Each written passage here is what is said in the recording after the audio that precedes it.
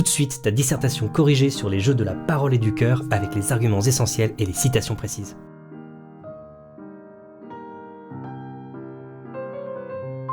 Entre 1833 et 1835, Alfred de Musset a vécu une relation amoureuse pour le moins tumultueuse avec George Sand. Lorsque celle-ci le quitte, leur correspondance reste intense et influence directement l'écriture de ce chef-d'œuvre « On ne badine pas avec l'amour ».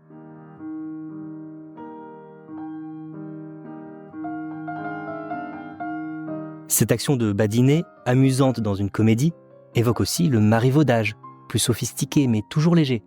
Ici, il va tourner au drame, voire à la tragédie. Ce mélange des genres fait bien de cette pièce non pas un vaudeville ou un mélodrame, mais bien un drame romantique. À travers les deux jeunes premiers, Camille et Perdiccas, ce sont deux conceptions de l'amour qui s'affrontent. Ces deux conceptions particulièrement élevées, qui vont s'entre-déchirer, constituent le moteur de la pièce. Et ainsi, les jeux de la parole et du cœur prennent une dimension insoupçonnée.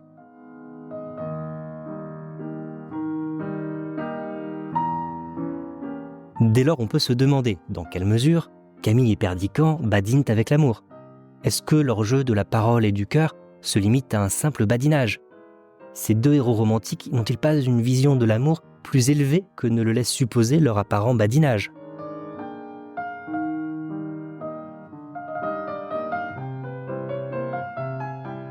D'abord, nous avons en effet deux jeunes gens qui badinent avec l'amour, c'est-à-dire qu'ils prennent l'amour à la légère et ne réalisent pas la profondeur de leurs sentiments.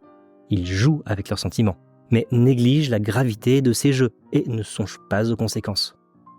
Et pourtant, ces jeux de la parole apparaissent bientôt en décalage avec les véritables élans du cœur, qui se révèlent à travers leur dépit et leurs stratagèmes. Pris au piège de leur rôle, nos deux jeunes héros romantiques ne sont plus eux-mêmes. Finalement, la confrontation de ces deux visions de l'amour si élevées ne peut mener qu'à un dénouement fatal. Symboliquement, les jeux de la parole condamnent l'innocence et la sincérité du cœur. C'est ce que le théâtre permet de révéler. Rendez-vous sur mon site Mediaclass pour retrouver les œuvres littéraires les plus étudiées, avec les explications linéaires et les dissertations les plus probables, en vidéo, podcast, documents rédigés et fiches téléchargeables.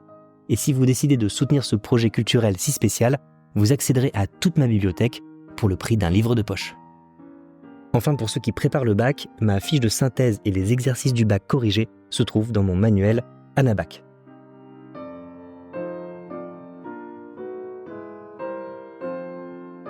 D'abord, le badinage des deux jeunes gens est léger. Ils sous-estiment les sentiments qu'ils éprouvent l'un pour l'autre. Perdiccas complimente sa cousine avec un lieu commun, belle comme le jour, et lui propose une promenade en barque, comme pour prolonger leur jeu d'enfant. « Te souviens-tu de nos parties sur le bateau ? Viens, nous descendrons jusqu'au moulin. Je tiendrai les rames et toi le gouvernail. » Camille refuse, mais lorsqu'ils se retrouvent plus tard, son attitude est ambiguë. Ils prétendent alors tous les deux s'accommoder d'une relation amicale. « Je vous ai refusé un baiser, le voilà. » Elle l'embrasse. « Vous ne savez pas la raison pour laquelle je pars. Je vais prendre le voile. Il n'y a rien là dont votre orgueil puisse souffrir. »« L'orgueil n'est pas mon fait. Je n'en estime ni les joies ni les peines. Touche-la et soyons bons amis. » Ce badinage est original parce qu'il est en grande partie inconscient. Les deux personnages qui jouent ne réalisent pas encore toute l'étendue de leur amour.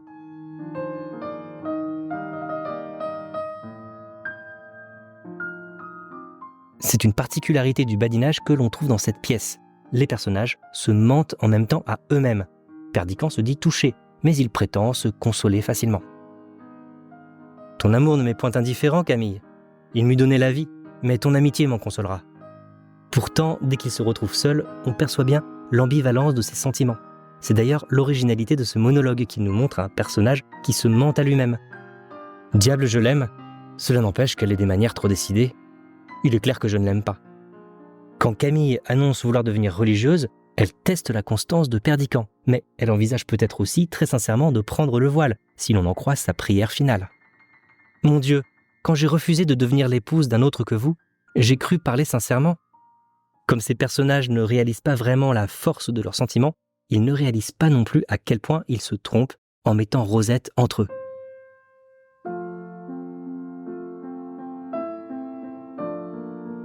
D'abord, Perdiccas badine avec Rosette, il la complimente sur sa beauté.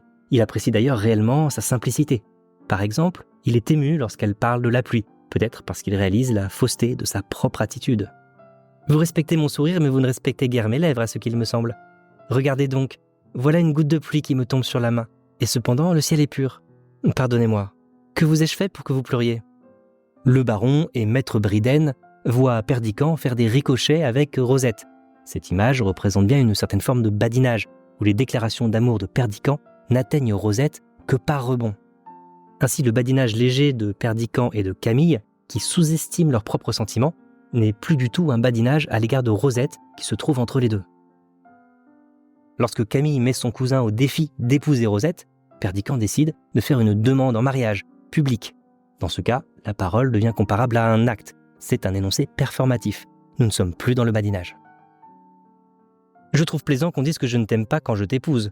Par Dieu, nous les ferons bien taire.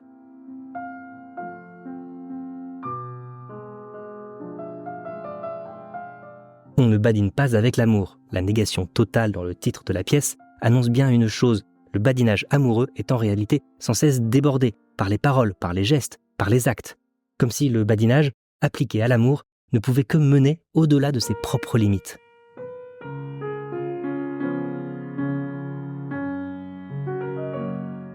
D'abord, le badinage provoque des sentiments très violents chez les deux personnages. Camille, qui vient de rejeter Perdiccas, semble tout de même touchée par son indifférence, car on devine facilement le ton ironique de sa réplique. « Je suis bien aise que mon refus vous soit indifférent. » Perdiccas, malgré sa désinvolture, est désemparé par ce refus, mais c'est l'humiliation qui met le feu aux poudres. « Moi, au désespoir de son refus ? Non, non, Camille, je ne t'aime pas, je ne suis pas au désespoir, je n'ai pas le poignard dans le cœur, et je te le prouverai. » Du côté de Camille, l'orgueil joue aussi un rôle, puisqu'elle se dit flattée de t'avoir inspiré quelque amour et de te laisser quelques regrets. Mais ce qui se cache derrière le badinage de Camille, c'est surtout la peur de l'inconstance des hommes. Que me conseilleriez-vous de faire le jour où je verrai que vous ne m'aimez plus ? Nous sommes donc loin d'un badinage ou d'un marivaudage où les amoureux dévoilent leur amour par petites touches indirectes. Nous assistons à de véritables stratagèmes.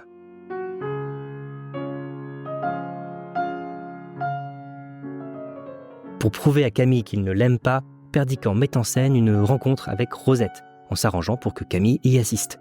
Et il s'adresse à Camille indirectement par un effet de double énonciation. « Tu veux bien de moi, n'est-ce pas, Rosette ? On n'a pas infiltré dans ton sang vermeil les restes d'un sang affadi. Tu ne veux pas te faire religieuse ?» Mais en réalité, Camille devine l'artifice de Perdiccas et comprend qu'il fait cela par dépit. Elle cache alors Rosette derrière un rideau pour mieux le piéger. « Je voudrais qu'on me file la cour. Vous m'avez proposé de faire une promenade dans la forêt. Fera-t-il clair de lune ce soir ? » Lorsque Perdiccas et Camille trouvent Rosette évanouie derrière le rideau, ils pourraient cesser leur jeu dangereux. Mais au contraire, cela renforce les rôles qu'ils se sont donnés. Camille met Perdiccas au défi d'épouser Rosette, ce qu'il va confirmer pour ne pas passer pour un lâche.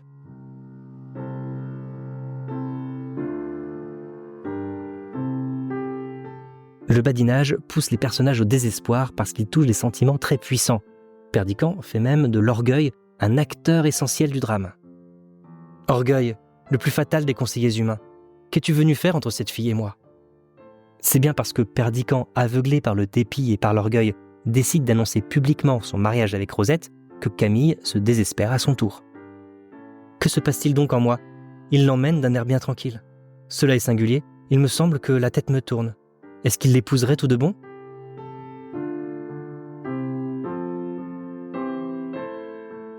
Dans cette pièce, le badinage est donc pour ainsi dire l'engrenage principal d'un mécanisme tragique plus grand. Le complément circonstanciel avec l'amour indique bien que ce sont des conceptions très élevées de l'amour qui font déborder ce badinage.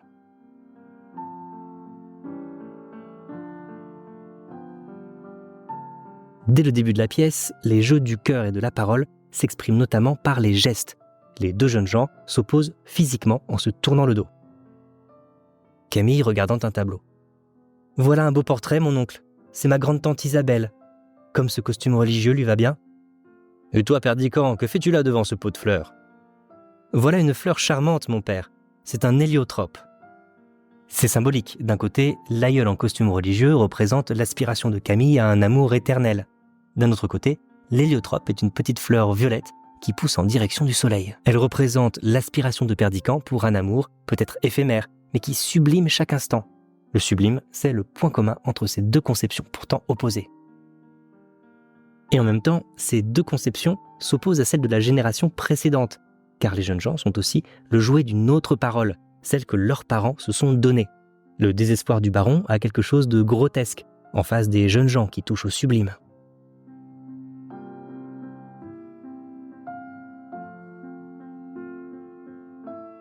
Pour Camille, l'amour est sacré, il n'a pas de fin. Voilà pourquoi elle annonce à Perdiccas qu'elle veut devenir religieuse. En réalité, on devine qu'elle pourrait changer d'avis si seulement il lui jurait une fidélité éternelle. « Je veux aimer, mais je ne veux pas souffrir. Je veux aimer d'un amour immortel et faire des serments qui ne se violent pas. » Alors que pour Perdiccas, l'amour n'a pas besoin de durer parce qu'il met de l'absolu dans l'instant présent. Alors que tout est vain et instable, l'amour est à ses yeux la seule chose qui vaille la peine d'être vécue. Quand on est sur le bord de sa tombe, on se dit « J'ai souffert souvent, je me suis trompé quelquefois, mais j'ai aimé, c'est moi qui ai vécu. » Ainsi, les dialogues de Camille et Perdiccas partent du badinage pour mettre en scène des idées abstraites, si incompatibles qu'elles ne peuvent que produire un dénouement fatal.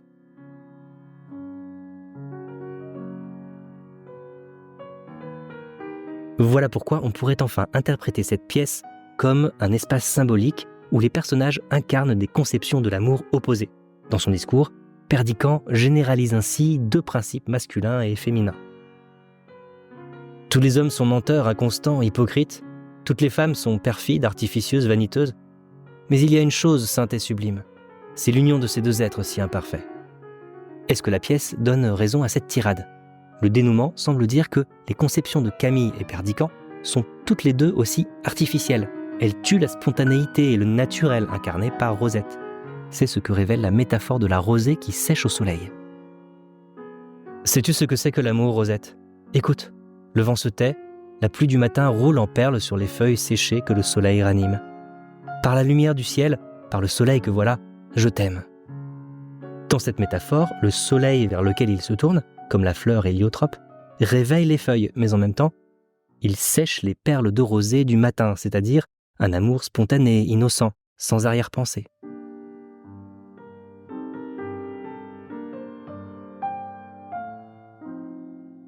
Ainsi dans cette pièce, Perdiccas et Camille badinent en effet, d'abord parce qu'ils prennent l'amour à la légère. Adolescents qui se sont connus enfants, ils se redécouvrent et ne prennent pas tout de suite conscience de la force de leurs sentiments. Ils prétendent s'accommoder d'un lien d'amitié et précipitent Rosette entre eux. Mais bientôt, des sentiments variés viennent déborder le simple badinage. Le dépit, l'orgueil, la vengeance, le désespoir poussent Camille et Perdiccas à mettre en place des stratagèmes pour piéger l'autre, pour provoquer la jalousie, peut-être même pour se prouver à eux-mêmes qu'ils ne sont pas amoureux. Finalement, la pièce nous montre que ce badinage devait fatalement mener à un dénouement malheureux, parce que ce qui se joue ici dans l'unité d'action, c'est la confrontation entre deux conceptions de l'amour élevées, absolues, qui touchent au sublime. Mais Alfred de Musset s'interroge, ces conceptions ne sont-elles pas issues d'éducation sophistiquée qui masque la vérité du cœur ?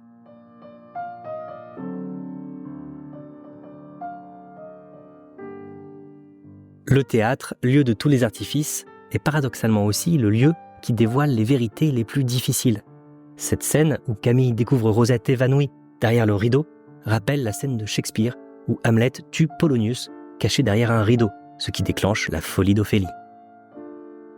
Ophélie, comme Rosette, au milieu d'enjeux, d'orgueil et de pouvoir, est victime des stratagèmes d'une société de faux-semblants.